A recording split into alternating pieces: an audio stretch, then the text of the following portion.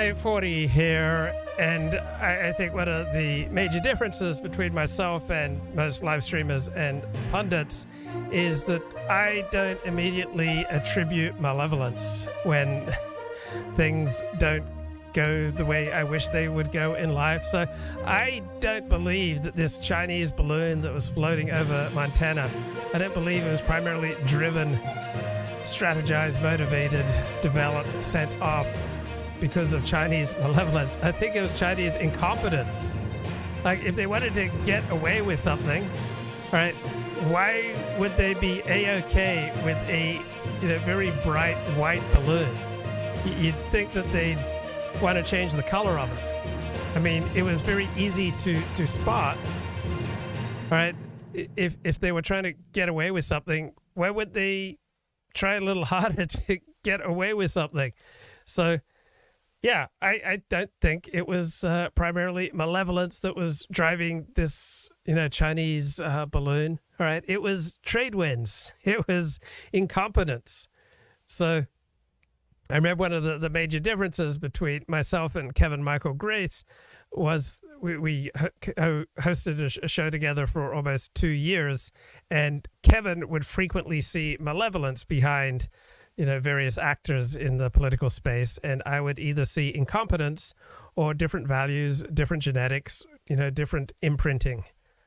And so too, I noticed almost all the news coverage with regard to this Chinese balloon is, why would China, launch, under something, so malevolent?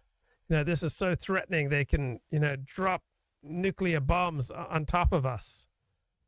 Yeah, how bad is that? Right? The punctured hopes for a U.S.-Chinese reset. Why is China threatening us in all these new ways? Oh my God. And I just didn't see that the Chinese were trying to get away with it. Again, here's another big difference between, say, experts and the populace. All right, the experts say there's nothing particular to fear about this Chinese balloon. They don't have, extraordinary capabilities of spying on us or doing us damage compared to what satellites and missiles and, other forms of technology have. While the popular reaction is, shoot that damn thing down. How dare it intrude onto our airspace? The dadgum Chinese Communist Party, those commies. All right, I don't want them in my backyard. But if this was, a Chinese spy satellite at, say, 2-3 times the distance from us, all right, so that we wouldn't be able to see it, right, that's going on all the time. There's nothing that this Chinese balloon can do. There's no data that it can gather. There's no threat that it poses that China doesn't already pose. So when things like this happen, all right, and I don't see any immediate payoff for China with this balloon. I just see embarrassment for China. All right, so I particularly assume with the Chinese a great deal of incompetence. I mean, have you ever bought a Chinese product? Which Chinese consumer product do you most associate with quality? Then, if it's not incompetence, all right, if it is malevolence, usually it's malevolence in service of certain values. So because I love these people, I hate those who threaten them. And so when other people act hatefully towards me, all right, it's because they love other people, other groups that they see I present a threat to. So I also don't go in for the word betrayal. Right, another hyperbolic term for other people having different values than what I expect. So you say, oh, your friend betrayed you because he chose something different than what you hoped, what you expected he would choose. He had a different priority than what you expected. And so you use the term betrayal. And so I just find it easier to go through life without all these hyperbolic terms of betrayal and malevolence and they're out to get us. They'll stop at nothing. We're under threat. So going around with a feeling of being under threat at a 2 or a 3 level in intensity, that serves you because it gives you ingredient of identity. It gives you clarity. Right? It gives you a sense of right and wrong. So walking around with a sense of grievance and threat and even hostility to outgroups at about a level of 2 out of 10 in intensity, that serves you because it gives you identity, it gives you clarity, it gives you a morality, it lets you know who your friends are, it inspires you to connect more with your in-group. All right, that serves you. But walking around with a 5, 6, 7, 8, 9, or 10 out of 10 in resentment, rage against outgroups, don't think that really serves you. Now, absolutely horrifying scenes from Turkey. Approximately 4,000 people. 4,000 people have been killed. Just awful events. Like if this hit Southern California, we're talking life would probably, if this hit as close to the surface in Southern California as this earthquake hit in Turkey, right? Southern California, Los Angeles would probably be unlivable for months. Right, life as I know it would end, and we'd probably have, equally thousands of deaths. So very, very disturbing news coming out of Turkey. I think everyone feels like, we're all Turks now, right? We're all feel bad about what's going on in Turkey. Again, I will make pretty no much bones about we it. all feel this. I truly despise the Turks. I absolutely would support a unified European effort to take back that near Asia entirely. And whatever happens to the Turks, I don't give a shit. I don't care about them. They're ugly and just appalling people who have no culture. I've visited Turkey. I've been there, and I began to just despise those people. We have this beautiful, like Hagia Sophia and so on. It's imprisoned with this disgusting mosque, just this repulsive religion of Islam. it is a appalling place. It is an occupied territory.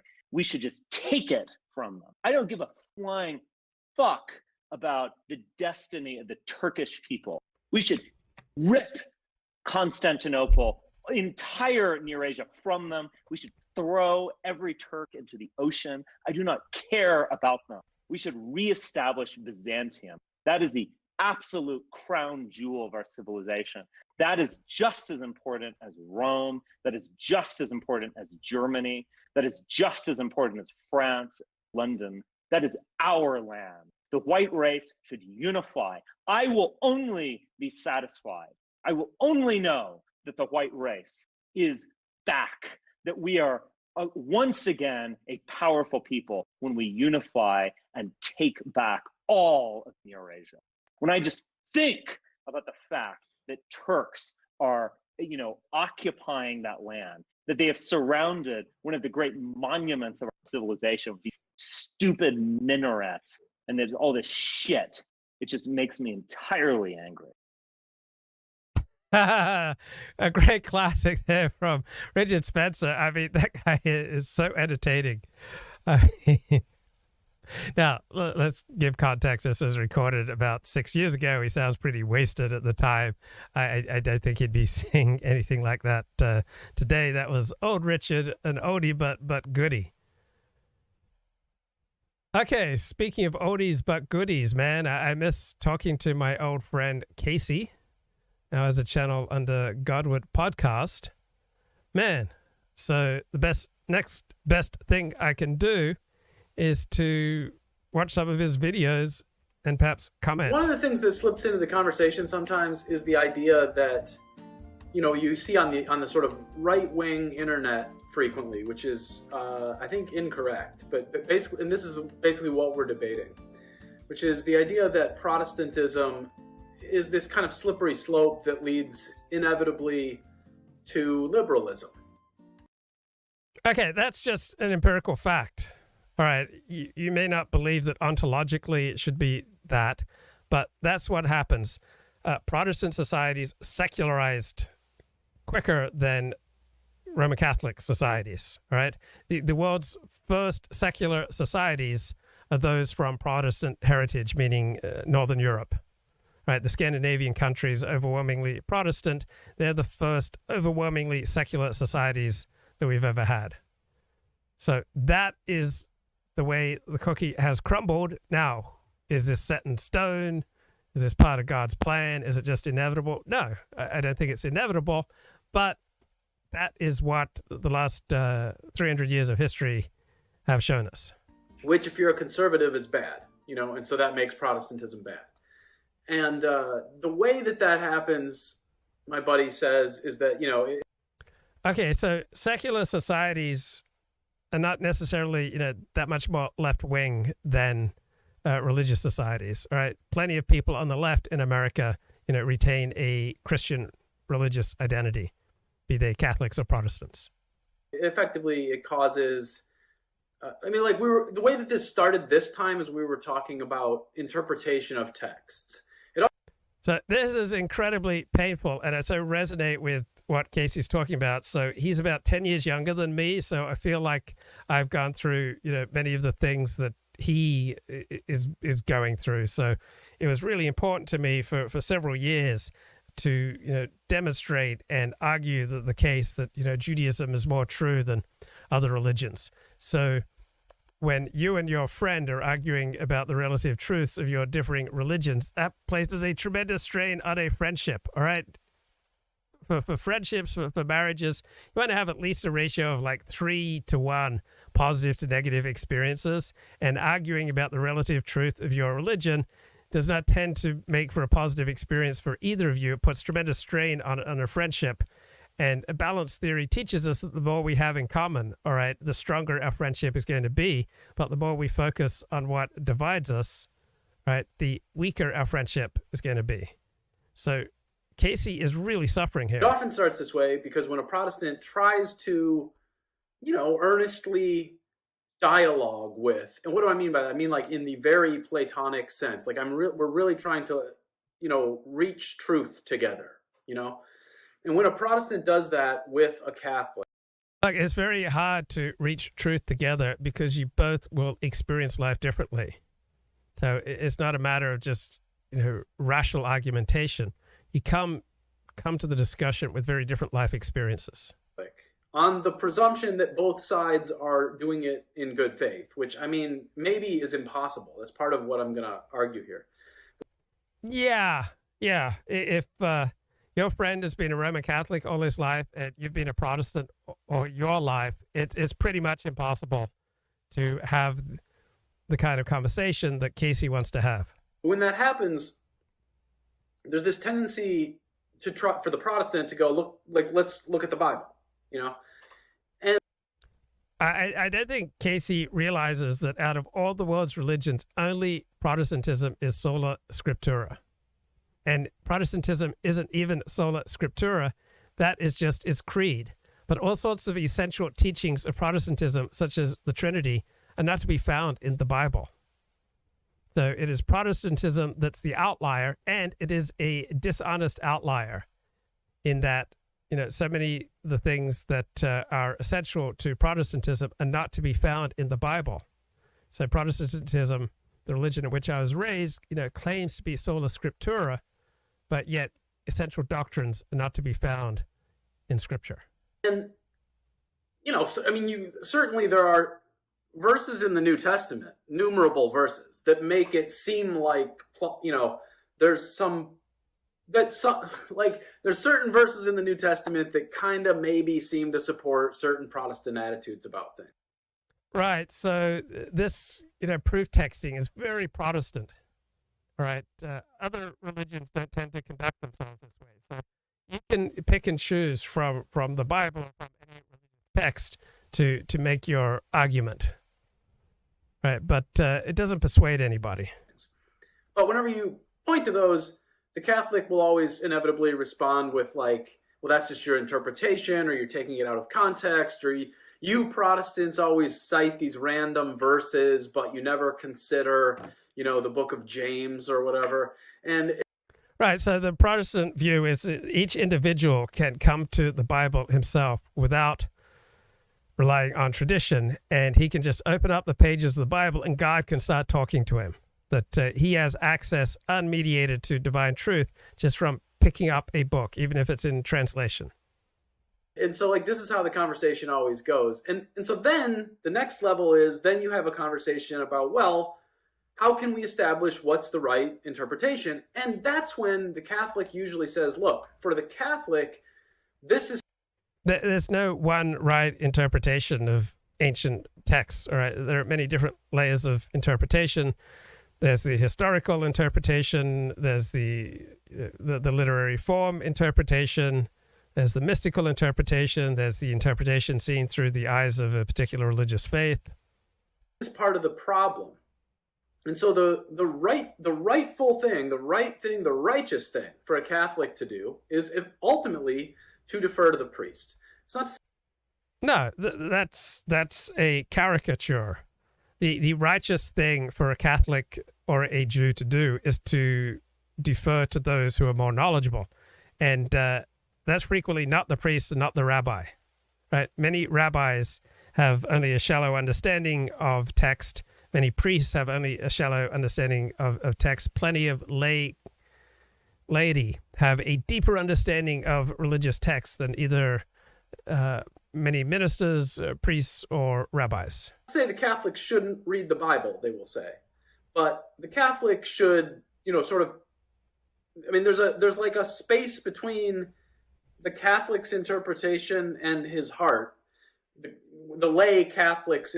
Right. So, I mean, where do you find more intellectually convincing that an individual, like picking up the Bible in translation, can, access divine truth and access the true meaning of the text, or those who consult what the wisest minds over thousands of years of their tradition have said about the text? Right. To me, the case for consulting tradition is a little stronger than the case that the individual can just pick up a text, read it in translation, and access divine truth. Interpretation of what he reads in the Bible and his heart, where the church should intervene or can intervene and say, actually, your interpretation is wrong. Okay? So for the Protestant, this is an affront that an individual might be wrong in his interpretation of text, even though he can't even read the text in the original, even though he may not have much religious grounding, may not have much religious practice, may not have much religious knowledge, and yeah, you can be wrong, right? You can be ignorant and you can be wrong if you don't know much. And so when I talk about religious texts, I would like to think that if I talk about anything on the show, I'd like to think I bring some semblance of reality and humility, so that if I'm talking about a text where I can't read it in the original, I'm not getting too high and mighty about it. I recognize my own shallow level of learning. So I think that's what a traditionalist would react to Casey's notion that someone very ignorant can just pick up a text in translation and access divine truth. Now, to me, that is an offensive idea, and not in the sense that I'm going to... Right. It's offensive because it is elitist, right? It says that some people know more than other people. Other people have more qualifications to interpret a text than other people. That some people who put in the work deserve more respect in this regard than people who don't put in the work, right? It's not, ironically, Casey's position here is fairly woke, right? Very egalitarian and left-wing, that any old idiot can pick up the text. Some donkey can open up a text and an angel's going to shine out. Call the ADL or anything, but I think it offends my sense of what is most human, of what we... Yeah, it offends his, in this case, left-wing, woke, egalitarian tendencies, that any idiot can, with a 90 IQ can pick up a text, and if he can stumble along the words, he can get access to divine truth, right? As opposed to the 145 IQ scholar who's devoted his life to studying the text, knows it in the original, knows all the major commentaries on the text, knows the historical, social, cultural, religious circumstances of the text, right? Who do you really think understands the text better? we are, and what, more importantly, what Christianity is. Because ultimately, like, I'm a Protestant. What Christianity is, all right, what Christianity is depends on time and place. Christianity in the south of the United States is very different from Christianity in West Africa or in Japan or in England or in Australia, right? What Christianity is, what Judaism is, depends upon time and place and circumstance. I think that, the predominant theme, I think the second most predominant theme anyway in the New Testament, is this idea of the gift of the Holy Spirit to give discernment to us. So, like, okay, and is that really the second most dominant theme in the New Testament, that the gift of the Holy Spirit can give discernment even to an 85 IQ person, even to an ignorant 120 IQ person who can't read the text in its original language? Really? So to me, that just feels like cheap grace from my now outside perspective. But part of me was raised with this very thinking that Casey is articulating, and it is, highly egalitarian. Like, everyone can come to God just like a little child. So from a traditional background in Jewish learning or in Catholic learning, the idea that everyone could just come to God, have easy access to divine truth in the text, unmediated by having to do any work, is very childlike. So from my perspective now, from a Roman Catholic perspective, from a Jewish perspective, what Casey is articulating is, childish whimsy, that just anyone can approach the text. If they believe in Jesus, they'll get the gifts of the Holy Spirit and access to divine truth without having to work for it. Right? To me, that's just cheap grace. That's my reaction. But at the same time, I recognize there's tremendous beauty and power. If you've seen, what's that Robert Duvall movie, The Prophet, where Robert Duvall plays a preacher, and there's this very angry man who's intent on doing harm, and Robert Duvall is able to pray and touch this guy's heart and just completely turn his life around in about 2 minutes.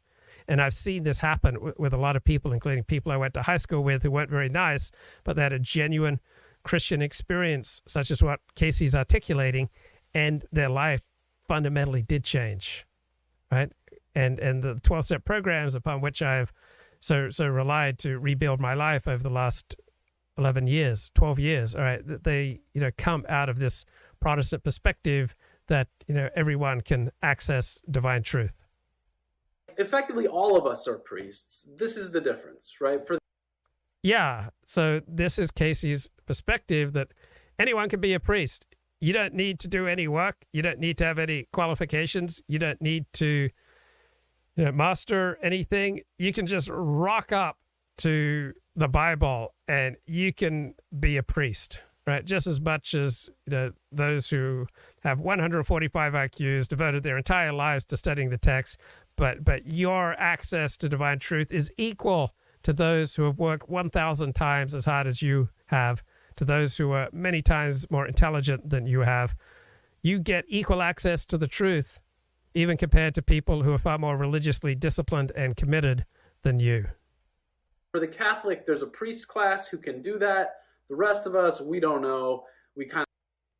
Well, Catholics would not deny that plenty of laity could do that. But guess what? You have to do the work, right? You can't just get it from podcasts, right? People want to learn, but they don't want to do the work of reading books, so they listen to podcasts to feel like they're learning, right? So podcasts are another form frequently of cheap grace, right? You can't get the same level of learning in a podcast or a live stream than you can when you sit down and tackle a book on your own.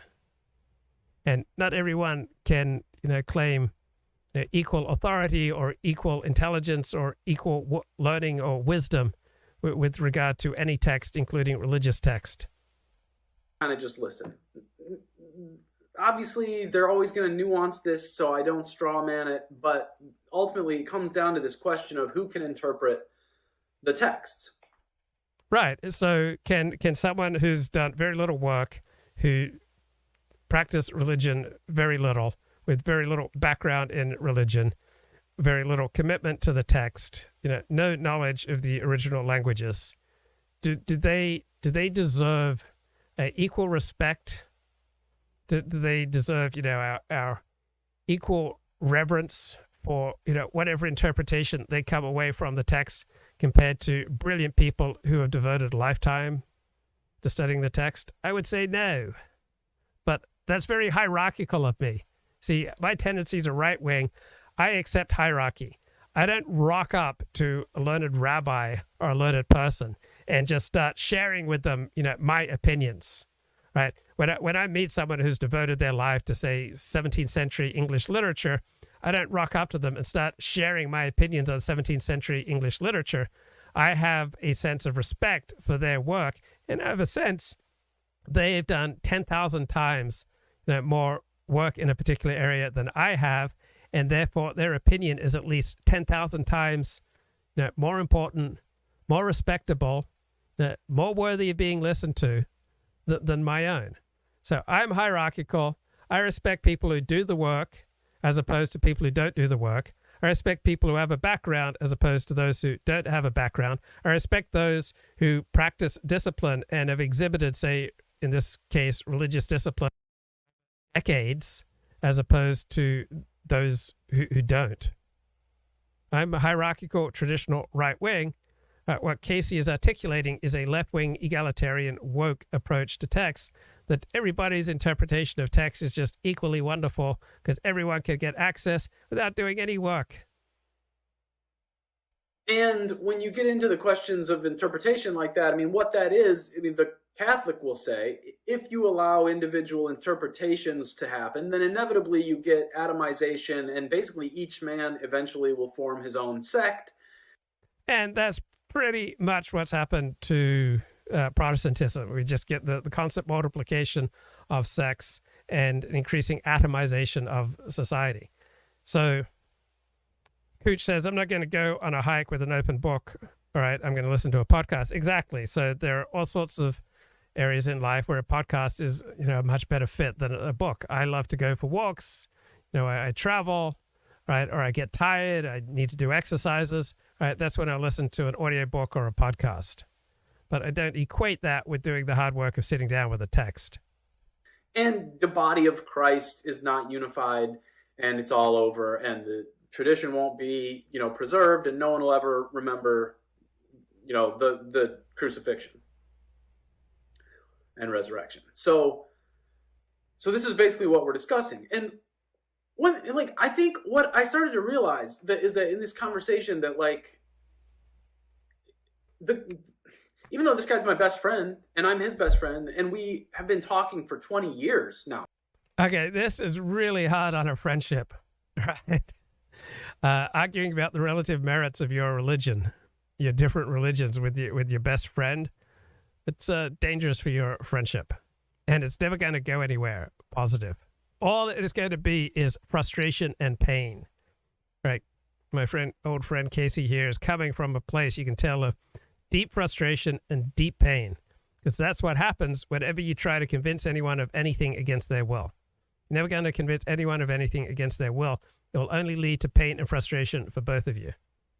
20 years of friendship where we always are circling back to essentially to Christianity, to, There's no useful direction here. The only useful direction is to place yourself into a state of trying to appreciate how someone came to the perspectives that they have come to, which are different from yours. So you can exercise your empathy to do that, but you're never going to change someone's religion against their will. Everything. We both kind of went through 2016 together politically, so that we understand at least what you understand, viewer, about right-wing politics or whatever. And so as we're sort of negotiating all this stuff, it occurs to me that basically Protestantism is being attacked as a kind of either sort of flaccid, again, atomizing acid that just kind of erodes and falls apart and does nothing, or else. Well, there is considerable historical, social, cultural, and religious evidence for just that. It's not the only effect of Protestantism. Like Protestants, Anglos have created many of the best societies, the least corrupt societies in the world, the United States, England, Australia, New Zealand. but that is a steady trend from Protestant societies. Now, are Protestants just being unfairly maligned? Sometimes, but Protestants certainly do, their fair share of maligning of other religions.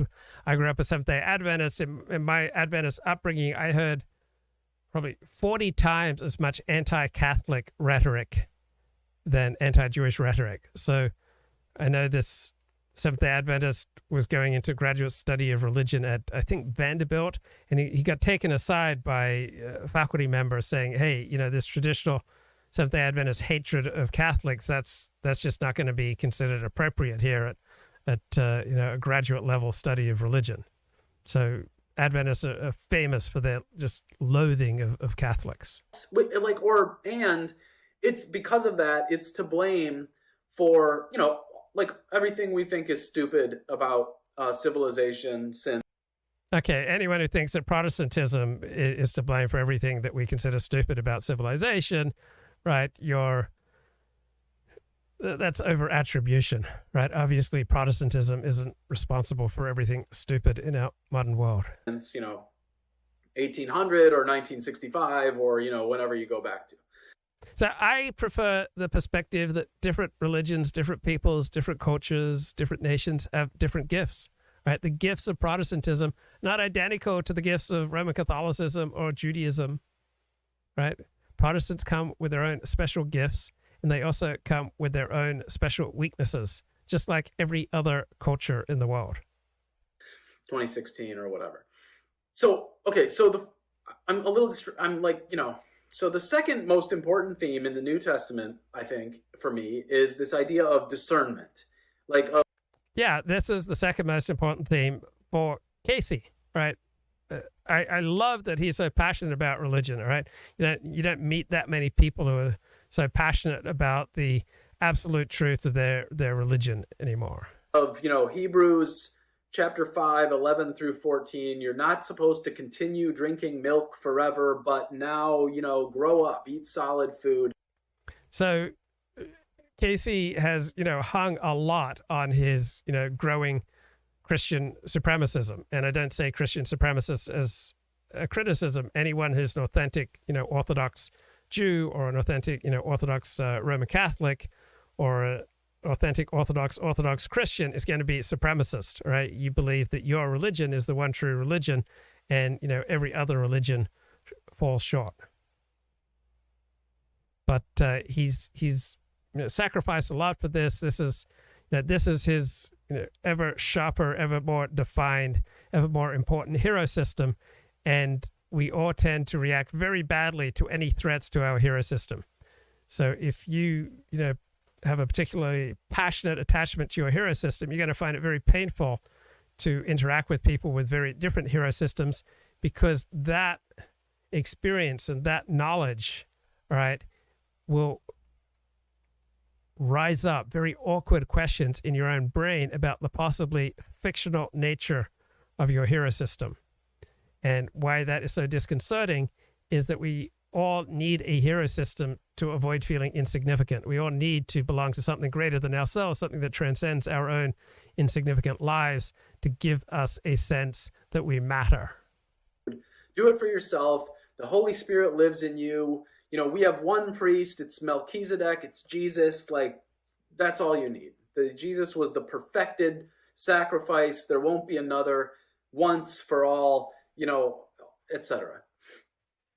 So that's the second most important idea. Of course, the first is the promise, right? The idea of the promise, which gives rise to, which is, you can see it in Romans 4 and Galatians 3 most prominently and most easily, but it's all through the New Testament. The idea that, God spoke with Abraham and promised him, that he would take care of him essentially and make him a people and so on. And the Christian interpretation of all that really. So we all have to hang our lives on something. Like I hang my life on my Orthodox Judaism, my 12-step approach to life, what I regard as the pursuit of truth, and that's my hero system. Here is Casey being passionate and vulnerable about his hero system. Sort of finalized, I guess, in Galatians 4:21 through 30 is that the Christians are that people, and that it's effectively like we're Israel. Like that's the idea, right? So you can, take Paul's word for we're Israel. Like we're the new Israel. We're the true Israel. We're not like those bloody wankers who are the false Israel. We're now the true Israel.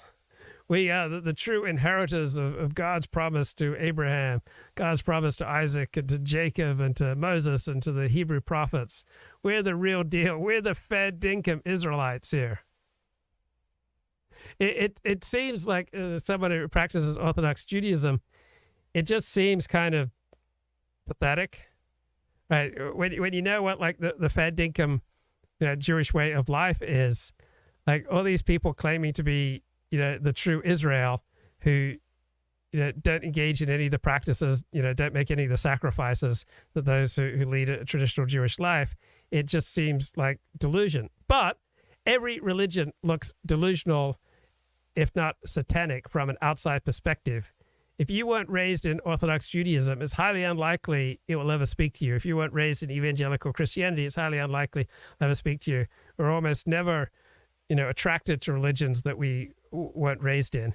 And wherever you put your flag in the religious world, every other religious alternative is going to, in all likelihood, look evil and satanic to you. For it, not mine. Again, read Galatians 4:30 and see what you think it means. And so that's like sort of, I'm weaving all this stuff together.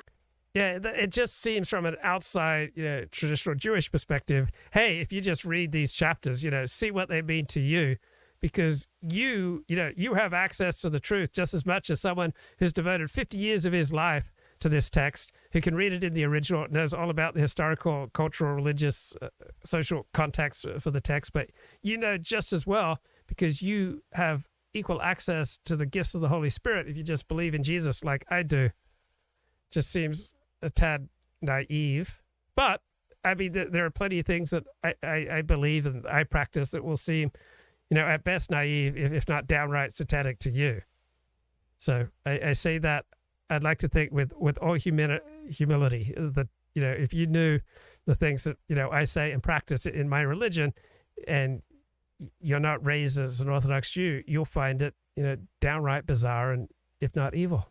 Trying to have this argument, and I realized at some point that for every sort of good point I think I make, he comes back with, but what about?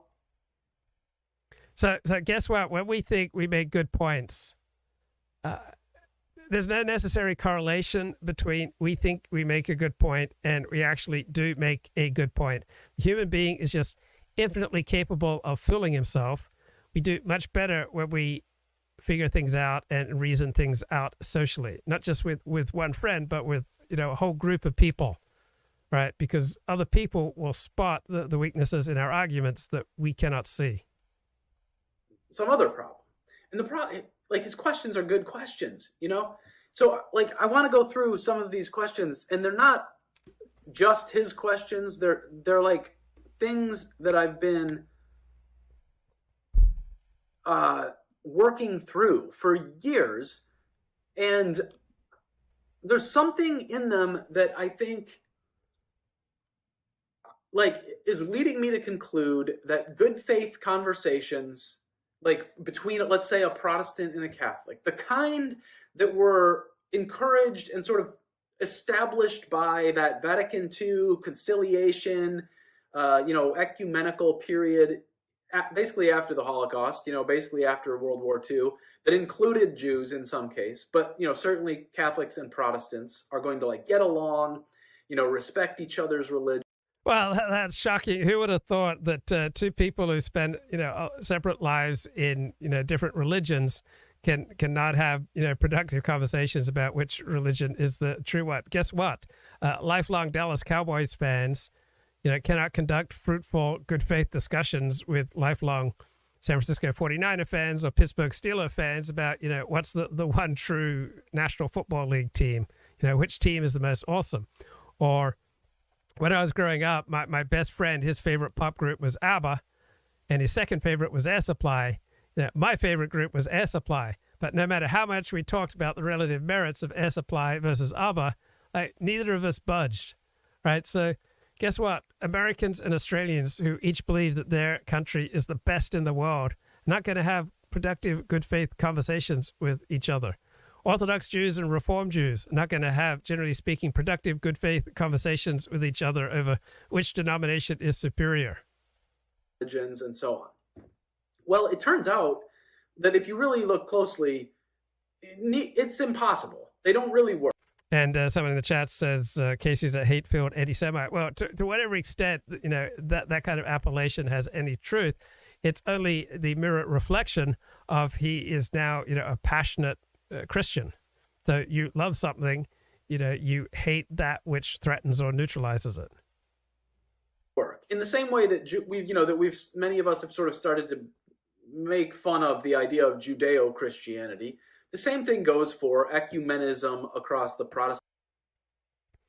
So there's a lot to make fun of with the idea of Judeo-Christianity, but guess what? If you fall into a civilizational war with, say, Islam or secularism or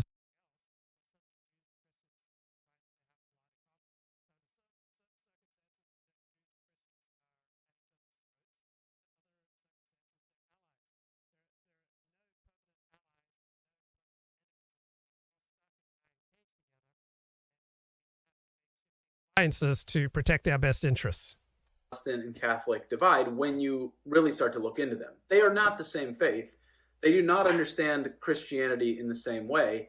And I think for the last 50 years, Protestants have sort of done this thing where they've been like, oh, we're willing to concede that, the Catholic faith was the true faith. It just got a little off direction in the 1400s or something. And then Martin Luther sort of adjusted it. And so, we're all basically Christians at this point. But that's not the case. I think that's not the case. Oftentimes you'll hear the meme or the like condescending meme from Catholics who go like, oh, so you're saying there was never a real church from the year 300 until Martin?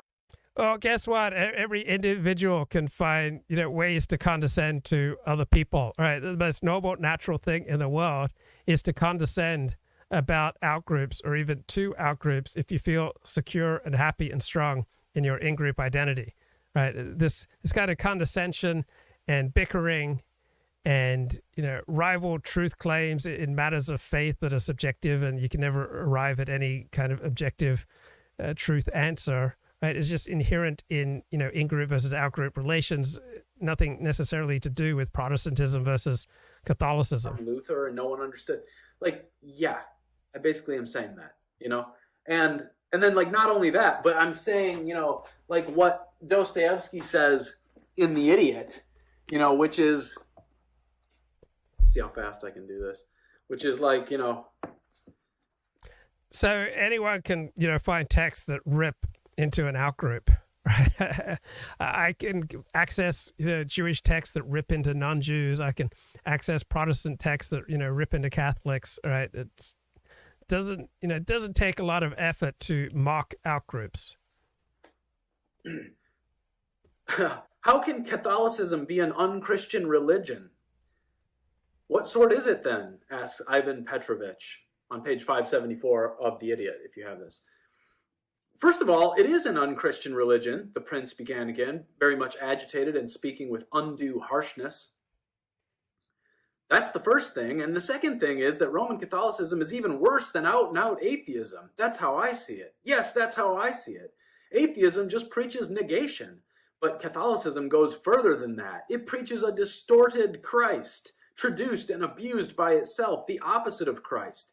It preaches the Antichrist. I swear it. I can assure you of that.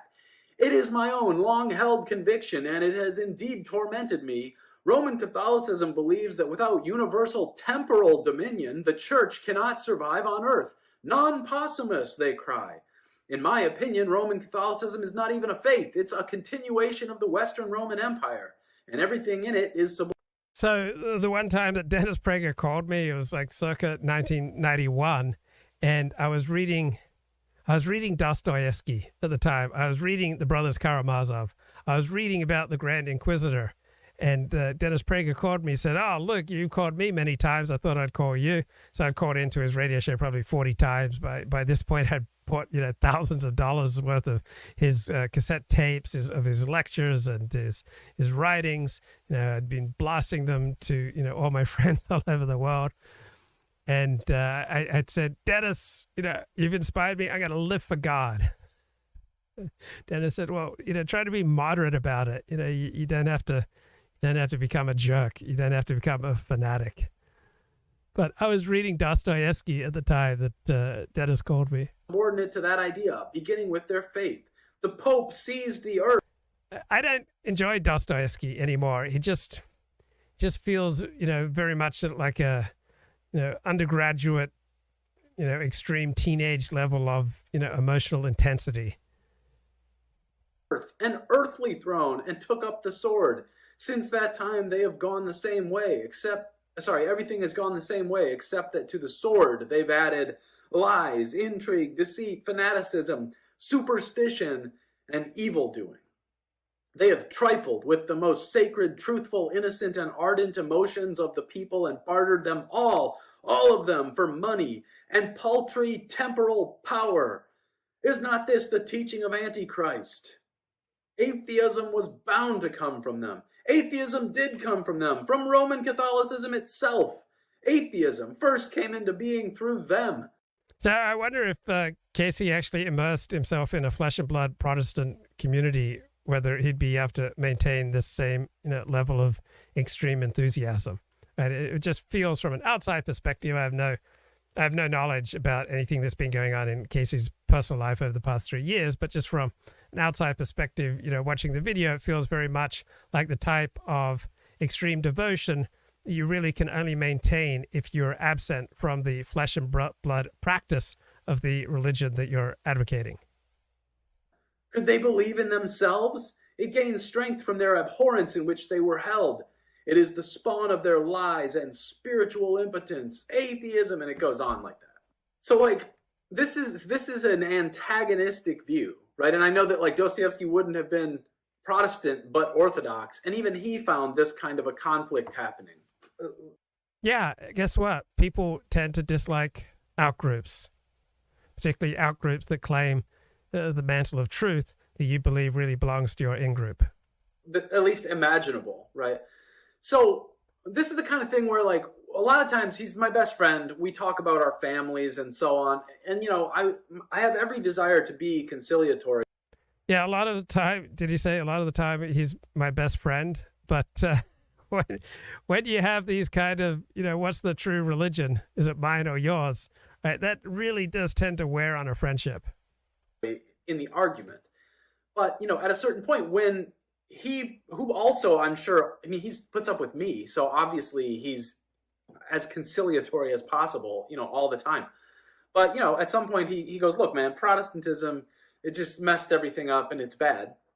And then, what can I do other than either, defer to him and convert to Roman Catholicism, or you can simply admit, to the extent that he's saying the truth, you admit that, right? That's not the only effect of Protestantism.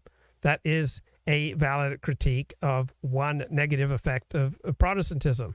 So when someone says the truth, you should recognize it and admit it. Doesn't mean you need to convert to another religion, right? But just recognize that your culture, like other cultures, has certain strengths and weaknesses. If I don't believe it's true, I got to push back, and I think that's where Protestantism is right now in general, not just me, but it needs to start doing that. Become aware. And it just feels like, again, this is an analysis that is largely removed from the actual flesh and blood practice of Protestantism. This is a perspective on Protestantism that you can only get by choosing selective texts and preachers in a virtual world, as opposed to practice in the real world with flesh and blood people. Aware of itself and make the counter argument. Now, how does it do that? Well, I have important notions about this. I want to read through Mark 7 with you and talk about how Jesus himself declared all things clean. That's... Okay, so you're setting yourself up in a very vulnerable position if you're claiming that you've got important notions on this, if you don't have much learning in the text. All right. So you're getting out of touch with reality. And in the battle between reality and fantasy, reality usually wins. So I just don't think on a rational, empirical basis you can claim that you have important notions about these religious texts if your level of learning in these texts compared to a real scholar is like a second grader. Something in like, because you'll get your James Tabor. I'm arguing with another guy on Twitter about this, or whoever these. Okay, so James Tabor is a Bible scholar who speaks, who's literate in many languages of the Bible and surrounding cultures, who's devoted a lifetime to studying this text. But Casey, who's not literate in any of these languages, feels completely qualified to argue with him because Casey has access through the gifts of the Spirit to the true, undistilled divine truth found in these texts. Sort of, Titus 1:10 through 16, Judaizing sect types who want to say like, oh, Jesus was just a Jew, and then Paul hijacked it and made something like that's not what we think here at the Godward podcast. Yeah. So again, it's just feeling a little disconnected from reality. What we think at the Godward podcast. We believe Paul was a Protestant in the sense that, and so like in what sense? In the sense that he believed in the gifts of the Spirit, in this discernment. I had a friend who was a great writer, and a mutual friend of ours wanted to publish lengthy excerpts of her writings on his blog, and he said it's like, this is the kind of thing that we love here at the name of his blog, but this is like his individual blog. All right, so talking about what we love here, your individual podcast or individual blog, little disconnected from reality. It's fun, it's amusing. I do it too. Process, and he commands us, impelled by the voice of Jesus, he commands us to think like this. Okay, and so that's what I want to get at.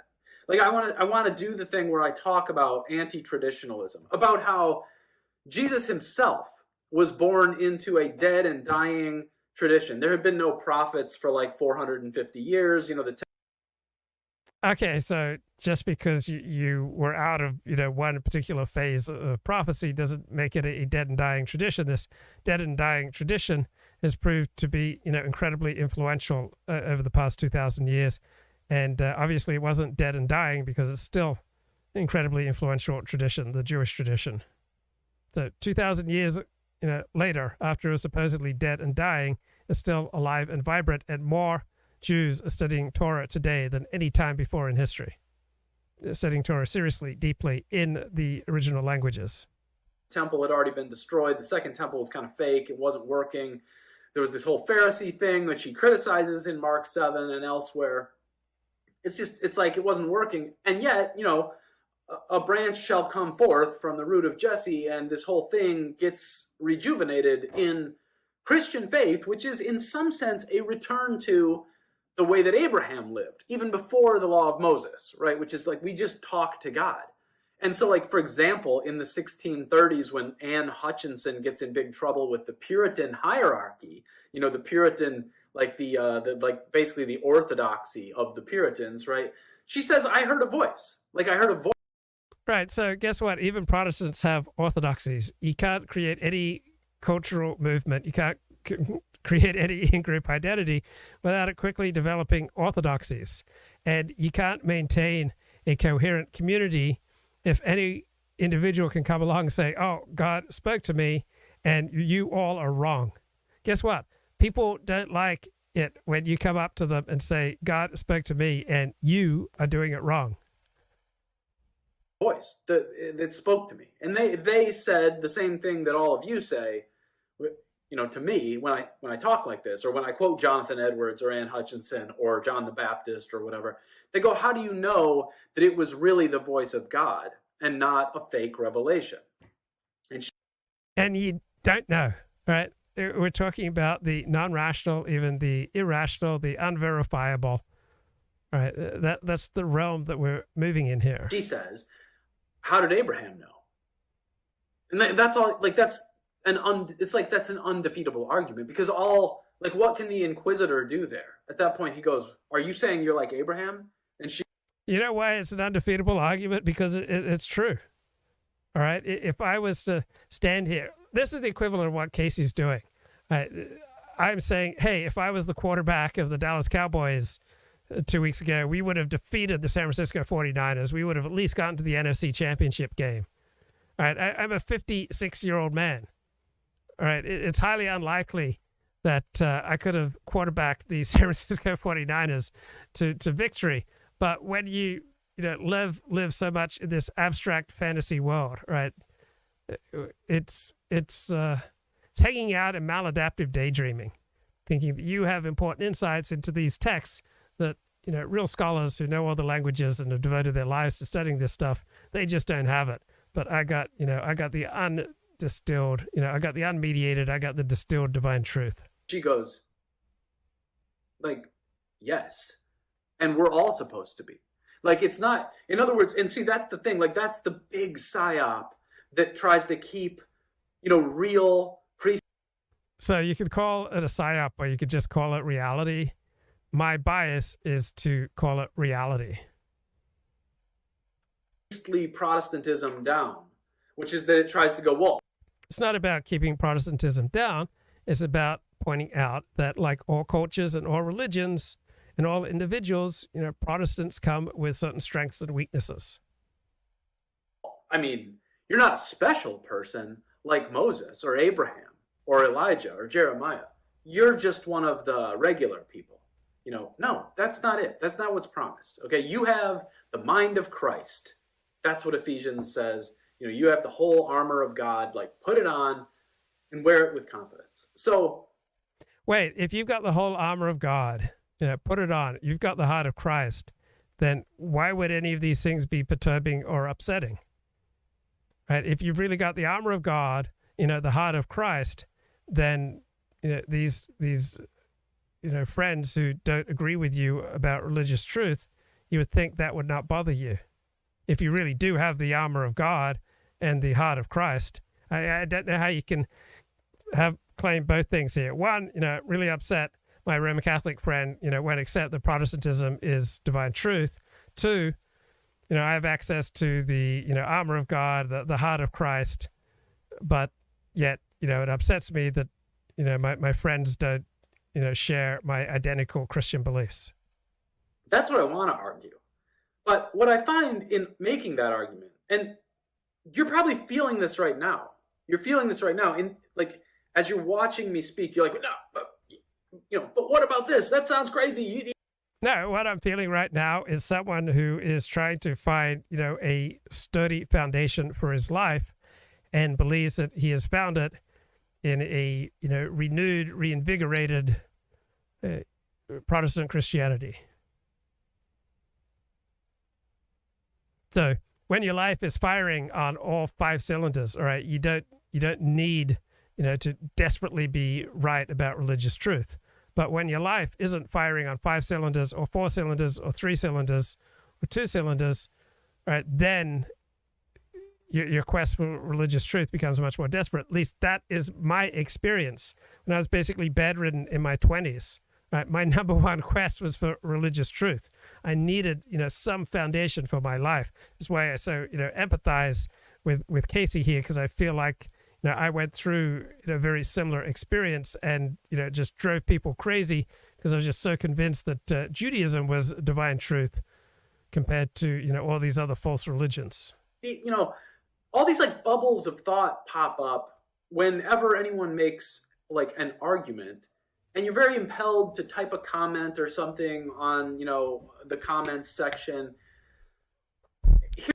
You're only impelled if you don't have a lot else going on in your life. If you have a lot of things going on in your life, if you're absorbed in your work, if you're absorbed in your ongoing education, if you're absorbed in certain volunteer commitments, if you're absorbed in your commitments to your spouse and to your family, to your friends, to your community, to your nation, to your city, to your state, to your hobbies, to developing new skills, right, you're going to be much less vulnerable to feeling like, oh, there's someone wrong on the internet. I need to go correct them. Here's I'm going to scroll it down your screen here just to give you a sense, but I'll read through it too at the same time.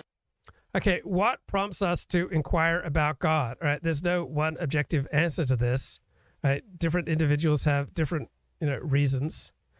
Would we ponder or inquire about God if we were not instructed? Perhaps some people would, some people wouldn't. The awareness of death, yes, the awareness of death, but there's a deeper feeling behind the awareness of death, as Ernest Becker puts it in his great book, The Fear of Death. Is that the name of the... Anyway, our greatest fear is not death, it's insignificance. So how did all of this get here? All right, again, the more important question that most people struggle with is the fear of insignificance, the question of right and wrong. Yeah, we all operate as though there's objective right and wrong, and we all get, outraged when people do wrong, according to our own system. What is the nature of God? Unknowable. Is God uncreated, perfect, omniscient? This is just, purely in the realm of faith. Is God all good? It's a faith question. Are there multiple gods? Another faith question. Does God change or evolve? It depends how you read the religious text. You can read the Hebrew Bible, very much see a changing and evolving God. But if you have the Orthodox perspective, no, this is just, different facets of God revealing itself. He doesn't change. Does God elect or choose certain people? Does God participate in human affairs? Does God reveal himself to people and animals? All right, these are just all unknowable, unverifiable faith statements that normal people, by the time they hit their 40s, are no longer perturbed by that, which makes it special, right? How often do you see a 40-plus-year-old bloke, absolutely taken by these questions, someone who's like wrestling with them, someone who may be losing sleep with them, someone who's devoting hours of study and contemplation to these questions? You don't see this very often. This is special, and this is vulnerable. Like, he is being vulnerable with his truth. I just typed this up last night when I was frustrated by my buddy and how difficult it is for either of us. I'm sure he feels the same way. It's me too, because as soon as he makes the argument for, he goes into Matthew 16 and he says, Peter got the keys of the kingdom and apostolic success. So who really got the keys to the kingdom, guys? Was it Peter? Was it Paul? Was it James and John? Was it Judas Iscariot? Who really got the keys to the kingdom? Session and, the liturgy and I go, no, but what about this and what about that? And, and then when I can just never, I can no longer imagine arguing about any of these questions because they're entirely a matter of faith. I think for years, I have virtually 99.999% of the time completely eschewed any arguments over faith. These are all questions of faith for which there's no verifiable objective answer. It just seems absolutely ludicrous from my perspective to argue about these, to get upset about them. They're just simply questions of faith.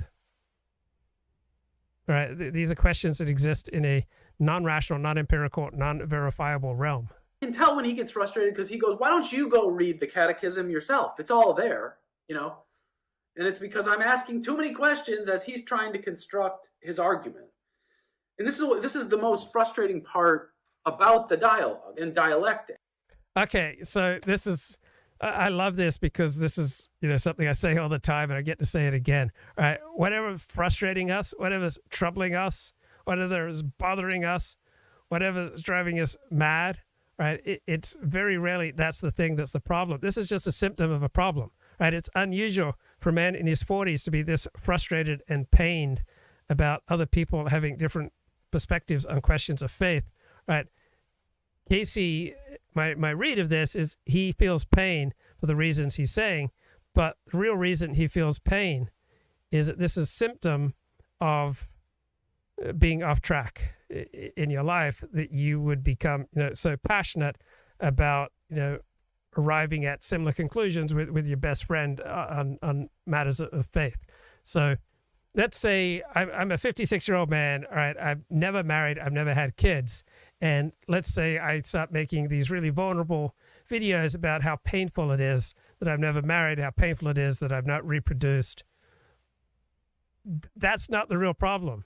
The real problem is deeper than that. The real problem is something about the way I relate to myself, which has made it more difficult for me to develop, lasting relationships with other people, including other women, right? The not being married, not having kids, that's just a symptom of a much deeper problem that's going on with me, inside of me, that walks with me and talks with me as I go through the day, right? The not being married, the not having kids, the, not earning, well into six figures, not being as successful as I would like, right? These are all symptoms of this deeper problem that, there's still a substantial amount of, misfiring in the way that I react to stimuli. Now, it's be a lot easier to be concrete and say, oh, not being married, that's the pain, or not having kids, that's the pain, or, not earning $300,000 a year, that's the pain, or not having a nationally syndicated, these are concrete. I could, you can easily, build around that. But all these things, they're just symptoms, right? The real issue is that there's something in me, something in Casey, there's something in you that is not firing right as a reaction to the stimuli that life gives you. And as a result of this miswiring in your central nervous system, right, life becomes painful and frustrating. You really have to, it's like even best friends get exhausted by it. It's like you really have to struggle to allow the other person. Not just even best friends, especially best friends, right? You wouldn't find it nearly as painful if it wasn't a best friend, right? If it was a stranger, you wouldn't care. To build the thing and not try to tear it down as they're building it. Do you see what I mean? So last night I was frustrated by this. I wrote things like this. Okay, so here are some of the things I have to ponder. I have to have answers for all of this. Why do you need to have answers? Why is this so frustrating? Why are you pondering this? Right? I don't know what's really going on in Casey's life. I'll just use these words and use this discussion as a platform for exploring the deeper issues. Right? The reason that people, right, get obsessed like this, in the second half of life, right? It's a distraction from painful reality. Right? Many people would rather do anything than confront painful reality. All right, painful reality is I don't have a lot saved for retirement, and I'm 56 years of age. Painful reality is I've never been married, and I guess the odds are I never will.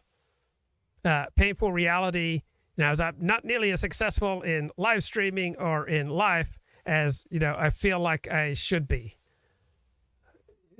These are painful realities. Now, the temptation is, I don't want to sit there in these painful realities. Let me fixate on the nature of God, right? Why do people fixate on all sorts of non-empirical things when life is just bearing down on them like a freight train, right? Like life is coming at me, life is coming at you like a freight train every day. And if you are not where you need to be, you're just going to get run over. You're just going to get destroyed. But dodging the freight train, riding the freight train when it serves you, dealing with what life is throwing at you effectively, right? That's not as necessarily as exciting, and it's harder to have a grandiose conception of yourself and what you're doing with your life when you are primarily dealing with reality, right? If I sit here, stand here, talk to you, 16 people, wow, 16 people are watching live on YouTube right now. One person is watching live on Rumble. One person is watching live on Odyssey. Nobody is watching me on Twitter. And probably one or two people are watching me on Facebook Live. That's the reality, all right? 20 people are listening to me right now, all right? And when this is all said and done, all right, in a week's time, maybe 200 people will have listened to what I had to say. It's really hard to get terribly worked up about, what kind of show am I putting on for 200 people who, the odds are not going to, spend any money, not going to, financially support the show or whatever. I mean, why would I get terribly upset or worked up or worried or bothered, by how 200 people pay attention to what I say over the course of 90 minutes. So if I'm anchored in reality, it's going to be impossible for me to get upset about this. So when I was in Australia, people who were vaguely aware that I do these videos, they'd often ask me, their first question was, "Oh, did you make any money today?"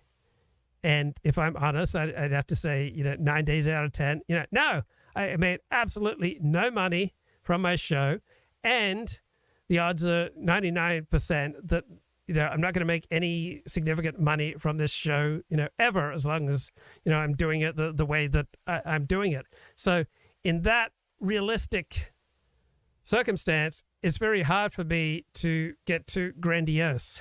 Right? It's very hard for me to imagine that I'm wrestling with the great issues that are going to shift the future of Western civilization. That I'm blazing some brave trail. That I am shining the light for a whole generation to come after me. Right? When I sit in reality, I dodge the freight trains and I ride the freight trains where they serve me. Right. And, I recognize 20 people are watching me right now, and it doesn't really matter that much what I say or what I do, that what I do on here only has a very modest significance. Right. That's realistic. Right. I'm not that important. Right. I could, get up in a park and start orating, and maybe, 20 people would pay attention to me. But it wouldn't be that important. I just have a modest significance. It's hard then to get, terribly worked up, about, the high quality of my thought, the cutting edge of my cognitive powers, the luminosity of my insights into religious text where I can't even read it in the original. This, and if I don't, what happens is people go, oh, well then, first of all, inevitably always. Luke, are you open to finding a co-host? Your best episodes have been with guests and co-hosts. Yes, I love co-hosts. I love guests. I have worked very hard at accumulating guests and co-hosts. It's very difficult to do, right? Who maintains a co-host? Richard Spencer doesn't maintain co-hosts. JF Garapé gave up essentially on having guests and a co-host, 4 years ago? It's very difficult to do. So I try hard. And I'm still open to it. And before every show, I send an invite to about 10 different people who, occasionally they'll come on the show. But it's not easy being sleazy. And go back and watch my videos on, the law and authority, Billy Budd, the one about Derrida and the law. Like all of these things are, for me, like adult lifelong interests, because the question of authority is so obvious and unavoidable out there. And when authority is questionable or lacking, the next important thought is this thing about discernment, which is to say, like, can you read a text? If you had discernment, one would think that one would be primarily engaged in using it, wrestling with reality. Rather than, trying to find ways to articulate faith positions so that, other people will come around to your point of view. And discern what it means. And not just a text. Ultimately, obviously, following like Emerson or something, it's the text is the world, is your experience, right? Like how you have to not make, but perceive the meaning of your life. And the question is, can we all do that? Right. Normal, healthy people get all the meaning that they need from their family. If you don't get all the meaning that you need from your family, you get it from your family and your friends. If you can't get it from your family and your friends, you get it from your family and your friends and your community. And if you need more, from your hobbies and interests, your work, your pursuits, right? For the overwhelming majority of healthy people, that's all the meaning that they need, right? When Northern Europe became overwhelmingly secular over the past 50 years, they didn't start raping and murdering everyone because people primarily get that meaning from family and from friends, right? Not from religious text, not from the practice of religion, not from theological principles, right? We get our meaning from each other, from our flesh and blood, real world connections. That's the normal, healthy way to find meaning in life. And once you have that, you don't talk like this, right? If you are tuned into your family, you don't talk like this once you're hit your 40s. Can only some of us do it? Can the elect do that? If you want to use Calvinist language, or the chosen, or the twice born do that? Or is it, only the Jews who can do that? You know what I mean? Or like only the Roman Catholics who can do that? Or, and this is what I often get from the Roman Catholics, only the Roman Catholic priests who can ultimately do that. And if it's not the priest, it's like the church itself, the magisterium or whatever. There's always... We never see ourselves. I mean, this is painful to watch. It's painful. It's heartbreaking. It's sad. I mean, I have zero knowledge about what's going on behind the scenes, but I can only imagine, an ocean of pain and frustration could produce these kind of rhetorical explosions. Other layers that Protestants don't know about. So here's some of my questions that I have to be aware of. See if this seems reasonable. Because again, and the other thing I was going to say is people always go, well, who are you? Like, who are you? Are you a prophet? Which, of course, by the way, notice they say to Jesus. That is a great question. Like, who are you? 40, like, who are you to do a live stream? All right. I'm doing a live stream for 20 live viewers. Like, who am I? I am a person of, modest skills, and in certain circumstances, right, such as when I'm, interviewing compelling guests, right, they can be, quite valuable and unique skills. But, just me commenting on Casey's video, right, I'm not gonna set the internet on fire. So who am I is a damn good question. Now, I'm a 56-year-old bachelor who spends a lot of time, talking to a camera, sharing his views on life, reading books, listening to podcasts, and getting inspired for something else I want to talk to 20 more people about. Right? Who am I? That's a great question. Right? I'm a bloke with very modest significance, just the same as Casey. So when I recognize, the very modest significance of what I'm doing, much less vulnerable to this kind of excitation. Jesus, who are you, right? That is, what they're saying is to Jesus is like, who are you to overthrow our traditional faith? Who are... Well, you're not overthrowing anyone's traditional faith, and neither am I. All right, we're just people with modest talents and some passionate interests, right? I'm passionate about what I'm doing, or I wouldn't be putting as much effort into talking to 20 people when I'm kind of hungry and looking forward to working out and eating dinner. Who are you? Are you a priest? Are you a rabbi? Are you a Cohen? Are you a Levite? Are you qualified? Did you go to... Oh, so you think Kohanim or Leviim or priests, don't struggle with feelings of insignificance? Right? Everyone struggles with feelings of insignificance. You don't have to be a Protestant. School with, Gamaliel, like, or, do you have a PhD? Are you a professor? Okay, hello, caller. Welcome. Blessings, bro. How you doing, man? Blessings. I'll just bear some of the load for you, bro. It's a quick one tonight, so don't expect long rabbinical commentary from me tonight. Okay, just a few thoughts on the nature of God. Yeah, and Protestants versus Catholic and the problems of Protestantism. Yeah, my takes are ultimately just so important, but not tonight. You won't get them tonight. You're not going to tell us what the one true faith is? No, not tonight, bro. You're going to keep you in suspense. Keep you in suspense.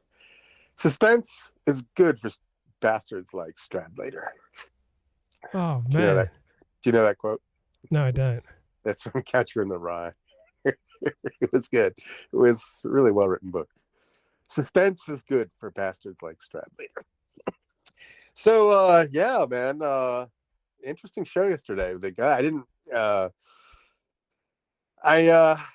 you know, even though I found, here's the key insight. I'm going to boil it down because it's going to be a quick one tonight. So you two went on for what, an hour, maybe 2 hour and a half, and it was a good interview. And basically, you mostly agreed all the time. But I came away with the feeling like this guy's just depressing. He's really depressing. Even though I agree with what he says, he seemed to have like this storm cloud over him. You know, did you get that feeling? Yeah, well, I had another feeling. I was just waiting for him to say one thing that I hadn't heard 1,000 times before. Like when he was saying, like, have you heard of Jim Goad? Did you realize that 13% of the population commits 55% of the murder? Like, I just wanted like one thing that I haven't heard 1,000 times before. That's all I wanted. One thing. Right. Just give me one unique insight. So, are you going to send him the link to the Epic Meltdown stream of 2018? No, I couldn't be bothered. No, it doesn't matter Doesn't to me. Couldn't even pique your curiosity. You're not interested. Yeah. Yeah, I know. I was a little frustrated by that because I wanted to engage with the conversation and I couldn't because, it was filled with platitudes, the standard platitudes, And we did 2 shows. So, like, he interviewed me, I interviewed him, and I didn't once hear anything that I hadn't, thought of or heard 1,000 times before. Yeah. I remember, like, I used to have this long commute back in 2014, 15, and it would be Rush on the way down, Rush Limbaugh. Yeah. God rest his soul, on the way down. And at lunch, it would be Michael Savage. And then on the ride home, it would be Mark Levin, right? And I got into this routine, and I got to the point, like, I don't know how many months had passed, but I was like, I can't take it anymore. I simply can't take it anymore. And, I started, fortunately, I figured out how to do podcasts on my phone by that point. But there's something about the talk radio formula that is soul crushing. Even if you agree with what's being said, there's just the emotional intensity and not to mention the advertisements, but the whole package just sucks. Yes, it's so shallow. I mean, once you recognize the formula is you are being victimized. I am fighting on behalf of you against the institutions that are victimizing you. That's the whole formula for talk radio. Yeah, but then there was these moments of explosive rage. Rush never did this, but Levin and Savage would just explode. I mean, at a level, 10.5 on the Richter scale. It's just completely off the charts reaction, and you're like, are these people insane or is this theater? Because nobody behaves like this in real life. Nobody comes close to it. And then it sort of gives fuel to the left to say, well, these people are crazy. What do you think? Yeah, I mean, it's a performance, right? It's a performance. I mean, they don't walk around with that much rage in real life, generally speaking. It's a performance that is compelling. Like, if the easiest way to get people emotionally engaged is to enrage them. And so it's a formula that's good for their careers, but, it's bad for the individuals who consume it. I mean, I noticed that. I was the big Dennis Prager fan, and then I realized, pretty much every time after I listened to him, I was more angry and more unhappy. Yeah. Well, I told you about my IRL encounter with Michael Savage, right? Or I might have just written about it. But, yeah, I don't remember. So anyway, he goes to there's this little shopping center near where he lives, and I happened to be there one day, and this is pre-Trump's election. It's like the October before Trump's election, and I come out of this bookstore, and this little figure, this guy, I'm not that tall, but this guy was tiny. He must have been like 5'2", and he had this long gray ponytail, and he was charging like a little freight train, just bang, bang, bang, bang, bang, just pounding on the sidewalk. And he just sort of went in front of me, and I said, "Oh my God, that's Michael Savage," because he had made reference to his ponytail and how he could be on the right and still have like a long hippie ponytail. And I realized it was Savage. So I chased him. I walked right behind him. And he was like just charging around like a little bug. It's hard to explain. These big staccatic bursts, one way, then another, pew, pew, pew, back and forth, and he was just, it was so hard. He gave off this like manic, enraged energy. And then, I followed him into a Starbucks, and I was behind him in the Starbucks. And like the line in the Starbucks was proceeding normally, like any line in a Starbucks goes. You wait a minute in between. Like patient, someone comes up, orders the coffee. It takes a minute for the whole transaction to transpire. But like 10 seconds in before the transaction, he's like puffing, and like just so angry that the line is going so slow, and he's like sighing and just histrionic about the whole thing. And then he finally gets there and he orders a small coffee, and then he comes out of there and he just starts darting around it's this outdoor shopping complex that they have in California that you don't really have back east. It's hard to explain the scene, but he's just running around, and then he's ducking into a hallway, and he's on a office cell phone charging in and out. And then just kind of watching this whole spectacle. And then I sit down at a restaurant, he walks by me, and then I say, "Hey Michael, how come nothing sticks to Hillary in the election?" in the media. And he's like, I know, nothing sticks. So anyway, that was my sort of 2-minute brush with greatness, as David Letterman used to call these things. But, yeah, I think. Go ahead. Well, and then the other thing is, so like Mark Levin, like I don't know how much you've listened to him or not. Very little. I can't stand him. Yeah, I went from being able to stand him to not being able to stand him. But the shrieking, just absolute blood-curdling shrieking that he would do over the airwaves. But then the funniest thing is the two of them, Savage. So Levin followed Savage in this particular radio market, and so Levin would comment on what Savage had just said, and they hated each other's guts. The way, I guess, any media figure does. I mean, Savage hated literally everybody. He hated Rush. He hated Levin. He hated John Hannity. He hated the whole scene. And he was he was completely unabashed about expressing this to the entire nation, But he and Levin used to just trade barbs at each other, which was hysterical. And they would threaten to sue each other. Just ridiculous. But anyway, Levin had this particular, I mean, at least Savage, I think, was interesting at points. He would be interesting.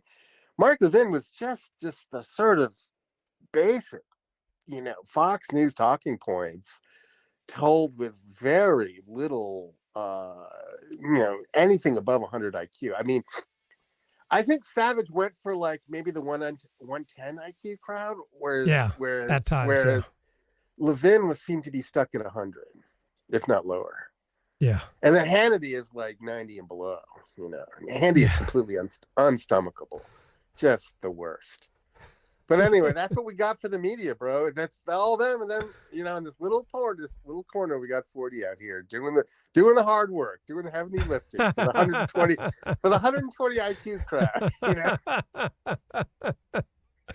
Blessings, Elliott Blatt. Blessings, bro. Back at you, bro. So anyway, that's the talk radio. So, but yeah, he said, have you heard of Jim Code? I almost doubled over, And I was amazed how you just played poker with him. Like, you just kept poker faced, not realizing your entire career was based. But you got to send him that stream and see if he has any comment. I'm sure you have a copy of it somewhere, right? It's live on the internet. I can't be bothered. Yeah. Okay. That was a funny moment. I mean, yeah. Yeah. Yeah. But one thing I think that's important about what you're touching on with both Michael Savage and Mark Levin is how much energy it takes to do compelling talk radio. I mean, and when you get some success, right, that fills you up with more energy. And so as long as you can keep that virtuous cycle going where you build an audience and they fill you up with energy, and so you then, come with lots of energy for them, they feed off you, they get energized, you get energized, right? As long as you can keep that virtuous cycle going, you're going to be a winner. But you're never going to succeed at, anything difficult if you don't have just huge amounts of energy. And so just that energy equation and component to their success is intriguing. Yeah. Well, do you think you could bring that level of energy? Let's say it was the only thing, your only job was to stream. Yeah. Do you think you can marshal the requisite amount of energy? I think I could. Yeah. But it would be tremendously challenging. And like, let's say I wanted to do this for a living, I'd have to pick, a very narrow niche, it'd be, a right-wing niche so that people know what they're going to get every time they come to the show. And so I'd have to pick a narrow niche, and then I would have to feed, this audience what it wants to hear, on a day in, day out basis. And it'd be like, I'm fighting for you. Yeah. Well, do you think you could talk about your favorite topics, or would you have to be so coded? Would you have to water down your, your IQ message to such a degree that it wouldn't appeal, that it would sort of lose its, its sexy edge? It'd definitely be a challenge. Right now I'm happy to stream to, 15 people, saying what I like. But if I depended on this to make a living, I'd need, an audience minimum of, 300, 400 a night. And so I'd have to speak in a way that would be compelling and limit myself to, a particular niche so that people would come back night after night, knowing what they're going to get. And so, yeah, many of the topics that I like to talk about on these streams, I could not do. It would no longer be economically viable. So like terrestrial radio. So when I was talking about this, I was thinking about terrestrial radio, not live streaming, not podcasts. Is terrestrial radio completely a non-starter for someone like you? No, I don't think it's a non-starter, but obviously it's hard to break into. It would be a tremendous challenge, and it's success in talk radio, like viable commercial success, is much more difficult than what the regular talk radio listener just thinks it is. I mean, you have to have the audience fired up. You have to be vibrating. They have to be vibrating, and it's a challenge, bringing that every day. Would you be able to do like an ad read for AAA home mortgage? Would you be able to do it? Call my friends at AAA home mortgage, 1-800-AAA. Would you be able to do that? I think I could, but yeah, I have been known to overestimate my talents. Yeah. Do you think the ability, do you think you'd have to sort of swallow that instinct for sarcasm that you have, right? You'd have to swallow that for a full minute and then bring it back to life as soon as the ad read was over. Or I'd have to be so successful that I could get away with it. So the most successful hosts, they're able to kind of be sarcastic with their advertisers and get away with it. But only the people, the Howard Sterns in his prime, and I'm trying to think of this bloke in Sydney, Australia, Kyle Sandilands. He's able to do that, but very few people can be snarky about their advertisers. No, that's for sure. Now, we did. I don't think we've talked about this, but remember the whole sort of Steven Crowder Daily Wire drama from last week. Were you staggered by the numbers that were being bandied about? Yes. Well, it was a $20 million contract for 4 years, something like that. Yeah. I was completely dumbfounded. I could not believe there's that much money involved. I mean, I was off by probably 2 orders of magnitude. I thought the $200,000 what we'd be 50. talking about. Yeah, I mean, someone in the chat saying 50 million. So yeah, it was just astronomical levels of money, and to think that he complained about it. Yeah, and to think about how badly he misplayed his hand and how much money he may have cost himself. Do you think, I mean, I was into Crowder for about 3 months, way back in like 2016, but he sort of lost his appeal to me because, and the word on the street is that Crowder's like, not to be trusted and a very unstable character and probably dishonest. So, I didn't really much care, but then when this surfaced and I heard about the amounts, I was like, wow. And then Tim Pool too. Like, I mean, I cannot stomach that show. I cannot stomach him. And that show, again, we're talking millions of dollars per year. So there, it is. I didn't realize what a huge market this whole space is. And all you need is a little piece, Luke. So what's it going to take? Yeah, I mean, when am I going to get my act together? I'm 56 years of age, bro, and I still don't have my act together. I'm still doing selfish little streams. Well, I remember like I was up in Lake Tahoe driving around, and it was like a super clear night, and so I flipped on the AM radio, and like the AM radio in Lake Tahoe, you can pick up stations from Montana. You can Idaho, you can really go a long distance and you can hear stuff from far away. And there's this one station talking about Bigfoot, like Bigfoot sightings. Yeah. So in fact, it happened. Why can't I be up in Lake Tahoe, flip on the radio and hear Luke talking about the JQ? Wouldn't that be great? Possible.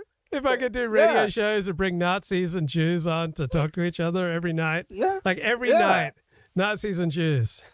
Yeah. That's like, you could be the blood sports, blood sports on talk radio. That'd be awesome. 2018 on the AM dial, man. Let's make it happen, bro. Let's pull those tribal connections together, bro, and make it happen, man. We got the media. Let's do it, man. Let's bring in Andrew Anglin. Asmodor, Ricardo, Kyle. Let's bring in Kyle. Jim Goad, E. Michael Jones. Yeah. No, AM radio is like it's like a space alien station in the wee hours of the morning. You're amazed at what you can hear on AM. Anyway. Well, you used to be able to get away with a lot more, like Bob Grant, got away with a lot more, but the enemies of this kind of discussion have become much more effective. They've developed a lot more resources. They become a lot better at just shutting down this kind of conversation. Yeah, but Bigfoot would fly though. Bigfoot because it doesn't really hurt anybody. It doesn't hurt anyone. It doesn't challenge any sacred cows. Yeah. It doesn't. Yeah. It doesn't ruffle. You can't feathers. fundraise off shutting down Bigfoot conversations, but you can. Yeah. Fundraise tens of millions of dollars, shutting down Nazis on the radio. Yeah. Well, all right. So anyway, I think that's all I got, man. Okay, blessings to you. All right, blessings. All right, good night. All right, shalom. Good night, shalom. Of religion, have you published in Philosophical Theology Quarterly? Have you you know what I mean? No, the question is just, Casey, like, who do you think you are? Do you have a realistic perception of yourself and your abilities, right? I'm live streaming right now to 21 people. I've been doing almost daily live streams since January of 2018. Obviously, when it comes to live streaming and pontificating and sharing my cutting edge insights into scripture, into politics, into male-female relationships, all right, on an empirical basis, obviously, I just have a modest talent, right? So are you in reality? That's what people are asking you, asking me. Like, there's always another layer of, like, are you qualified to do this? And by the way, I just want to add, they'll always throw you wearing that stupid furry hat in that video. It's a reasonable question to ask. Are you qualified to interpret religious text if you cannot read the religious text in its original language? And the short answer is no, you're not. And that goes for me as well. Or like, are you seriously wearing a bathrobe? Or like, why do you look like that? Or yeah, the type of hats that one wears, if you're wearing a bathrobe, that reflects on you. we make judgments based on how people comport themselves, how people dress themselves. It says a great deal about how you regard yourself and then how seriously people should take you. If you sit in a bathrobe and pontificate, people are much less likely to take you seriously than if you dress professionally or elegantly. Or did you put those glasses on to make a joke? Or why isn't your hair combed? Or you look the wrong way. You know what I mean? Your sound is bad. Like on the internet, there's always... Yeah, if you don't have the self-respect to put together a professional show with good quality sound, then you don't have self-respect. You're not competent. Then, therefore, why would people, treat you with more respect than you have for yourself? If you don't treat yourself with respect, if you don't treat your own show with respect, if you don't treat your audience with respect, if you don't treat the ideas that you're talking about, if you don't treat how you dress and comport yourself and carry on with respect, why on earth would you expect anyone else to have respect for you that you don't have for yourself? Seems very reasonable to me. Always that extra layer of kind of like, it's like authority checking. Do you see what I'm saying? So just to add to all this. And it's always like, ultimately, it's like Steven Pinker himself is waiting there at the gate, going like, who are you? Like what's your, like... Who are you is a great question. There's no more important question than people should ask themselves, but perhaps no better way of returning from the world of delusion and fantasy into reality. Right, I am 56-year-old, longtime blogger, longtime vlogger, on an empirical basis, unsuccessful. Credit, like your what do they say? The horses, your genealogy almost, like your, je ne sais quoi, you know what I mean? So who are you? And even if they pretend to be one of the cool people who don't like credential check, you know what I mean? They still will have a sequence of a gazillion questions that you're going to have to be able to answer. So Casey's main argument here, his main debating partner is reality. And when you're in an argument with reality, reality always wins. Casey doesn't like it that people are concerned about qualifications, credentials, expertise, level of wisdom, knowledge, self-presentation. Do you demonstrate sanity, self-respect, pro-social, or are you demonstrating antisocial behavior? This is the nature of reality. And ultimately, like all of this I'm saying is akin to the question they put to Jesus, which is like, do a miracle then. If you're so special, do a miracle. Well, that is, one powerful definition of charisma. I believe this came from Max Weber, that the charismatic person is someone who pulls off the impossible, pulls off the seemingly impossible. So let's say, perhaps, one or two people might think, 40's got some charisma because, perhaps I pulled off some, difficult things in my online career. I broke some big stories. So when a person pulls off what, seems to be impossible, they develop a following and they accumulate more resources and more connections to pull off another difficult task. And so that is the virtuous cycle of charisma. You pull off the difficult task, you gain a bigger following, which enables you to pull off more difficult tasks. But then eventually you stop being able to pull things off, and then you lose the label of charisma. You're no longer charismatic if you're consistently failing. So you pull off a miracle, you pull off a very difficult task, you pull off the impossible, people will look at you as possibly someone who has charisma. And then you get more attention, more resources, more money, more insights, more connections, more things going your way. You can pull off more miracles until it stops working. Then you lose the mantle of charisma. To which Jesus replies, you'll recall, basically like, fuck off. I don't remember Jesus replying, fuck off. Maybe this is a new, more modern translation of the Gospels. Perverse generation to even ask that, which is something worth thinking about. But anyway, my list of questions. What even prompts us to think about God? Would we if we were not instructed in it? Is it a natural?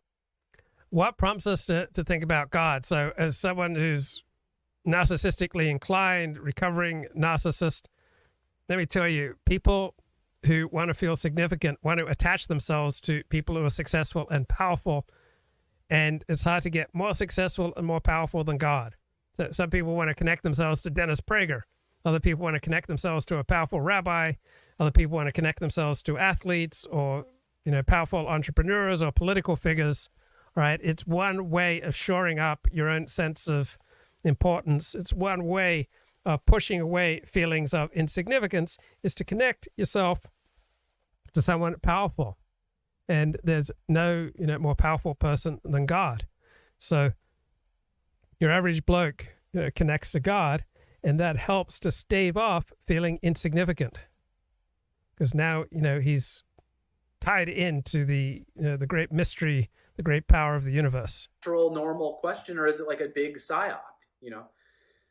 Maybe it's the awareness of death that first prompts a question like that, or maybe the question of nothing is created out of nothing. How did all this get here? The question of morality seems pressing and related to the question of is there something to declare things right and wrong, and so on. How about what is the nature of God? Is God uncreated? Is God perfect? Is God omniscient? Is God all good? Are there multiple gods? Does God change or evolve? Does God elect or choose certain people or peoples? Does God participate in human affairs? Does God reveal himself to... Okay, so there are no verifiable empirical answers to any of these questions. It's quite rare that anyone's still passionately asking them in their 40s. The person who does this, I don't know about Casey individually, but just using him as a stereotype, usually they're disconnected from reality, because a normal, healthy, happy person gets all the meaning that he needs in life from his family, from his extended family, and if that doesn't cut it, from his friends, from his work, from his community, from his hobbies. I'm going to run. Take care.